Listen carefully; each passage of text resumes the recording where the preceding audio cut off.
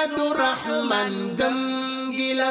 jamaatu Ibadurrahman GIR mouvement des femmes ànd ak mouvement juste bu Pikine Géejawaay moo leen di yëgal pré-colonie maanaam séminaire d'anticipation du camp zonal zone ouest war a am ci Mboro. séminaire bi nag mu ngi door du 6 vendredi ci ngoon bu 16h maanaam 4h ci ngoon jotee ci lañ convoqué xale yi mu war a jeex dimanche le 8 septembre foofee ca école 23 Baylaay le 8 septembre bi nag dinañ def caravane jëm ci colonie de vacances boobee di am ca Mboro war a jeex le 18 septembre muy camp de vacances. participation bi nag 15000 francs la 12000 francs bi mooy li jëm ca colonie ba am ca Mboro 3000 francs bi nag moom mooy transport aller retour xale yi ak lenn lu ñuy participer ci pré-colonie boobu di am ca Géejawaay ñu ciy dalal nag xale yi am 7 ans jëm kaw góor ak jigéen. pré-colonie bii nag ñu ngi ciy rendre hommage maanaam di ci sargal suñu wayjur bu góor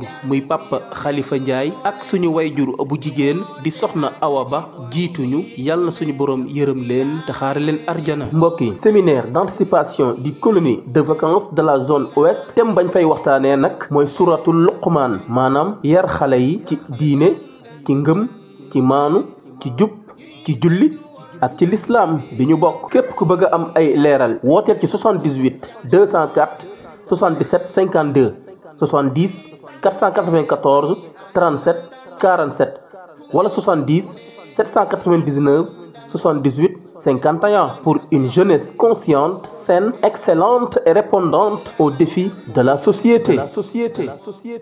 Allahu akbar kenn la. Kii ñépp yaakaar Yàlla la.